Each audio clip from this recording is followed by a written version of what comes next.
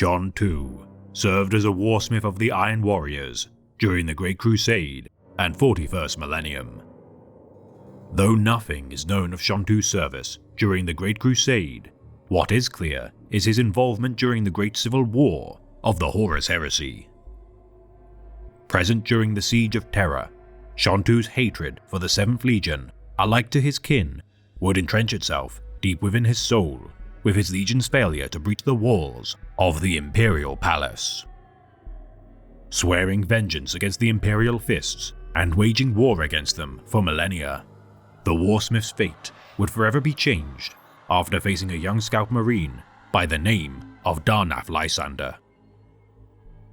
The first conflict, wherein Lysander had been pitted against the nemesis of his chapter, Darnath allowed for Shon Tu to escape from the battle to save the life of a hostage taken by the Iron Warrior.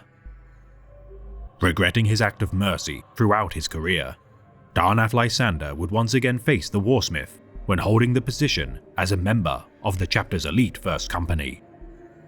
Breaking the 3-year siege of Hadrake Tor from the grip of Shon Tu's warband, despite an effective drop-pod assault and difficult teleport homing invasion, the Warsmith escaped judgment.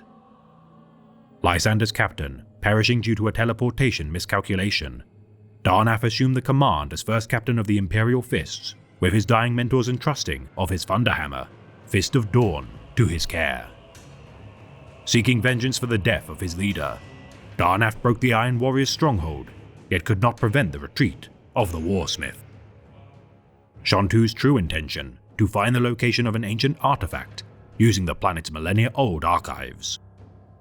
For the next 2 centuries, Shon Tu toiled to locate his prize as Lysander continued to accrue glory for his chapter. Lost to the malevolent tides of the warp aboard his voidcraft, Shield of Valor, Darnath and his men would be lost to the time-dilated Immaterium for a millennia in real space. Returning from the warp during 964.M41 within orbit of the Iron Warrior's stronghold of Maladrax, Lysander would be captured by the Iron Warriors. Torturing the first captain and proclaiming himself as the reincarnation of the ancient warlord bearing his same name, Shon Tu boasted of his future ambitions to his captive. Aspiring to claim the weapons of legend, the Spear of Hydros, Bringer of the Swarm, and Tamunash, Shon Tu relished every opportunity to torment Lysander with both physical pain and promises of destroying his chapter. Managing to escape his capture, Darnath and a handful of his men escaped their prison and retreated into the void. Returning to his chapter and undergoing 6 months of examination for signs of corruption by the Imperial Fist librarians and apothecaries, Lysander endured further suffering in order to one day exact reprisal against Shon Tu. Returning to Maladrax and purging every Iron Warrior in his path, the fury of the first captain laid waste to the 4th Legion. Escaping judgment once more, Shon Tu regardless incurred a devastating loss of resources and manpower. For 3 years, Lysander continued his crusade to exterminate the Iron Warriors, conquering 3 fortress worlds bordering the Eye of Terror. Rallying the tattered fragments of the Iron Warrior warbands sundered by Lysander's crusade, Shon Tu raised his own army, the Sons of the Forge, to combat the vengeful captain. Upon the world of Taladorn, the Imperial Fists alongside the Blood Angels chapter fought the Sons of the Forge, leading to a duel between Shon Tu and Lysander. Demonic Sword clashed with Darnath's Thunderhammer, the Fist of Dawn, as reinforcements of the Ultramarines led by Captain Cato Sicarius arrived in orbit.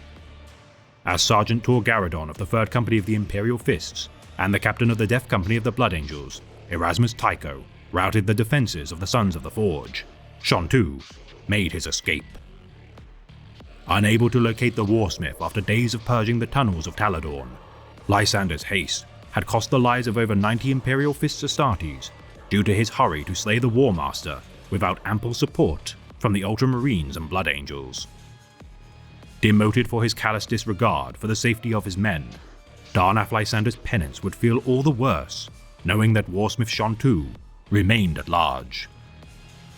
Reassigned to the 3rd Company alongside Tor Garadon, Lysander would combat the Orc Xenos during the Crusade of Thunder and resolved to one day kill his nemesis.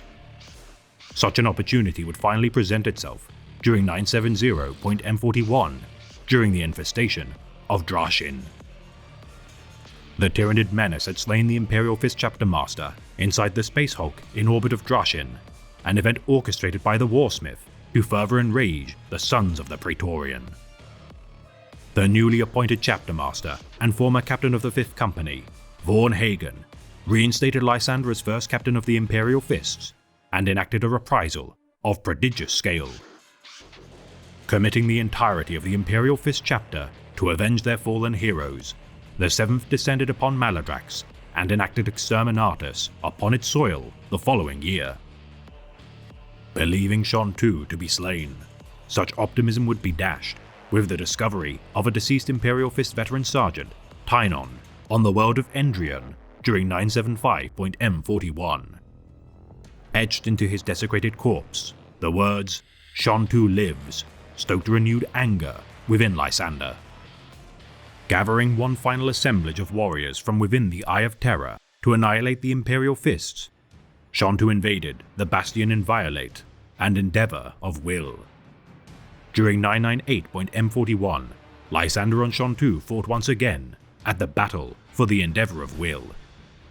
Striking with his Grand Cruiser, Ferrus Malus, Shon-Tu's alliance with demonic powers under the thrall of Tzeentch would be bought in exchange for a vial of the blood of his Primarch, Perturabo.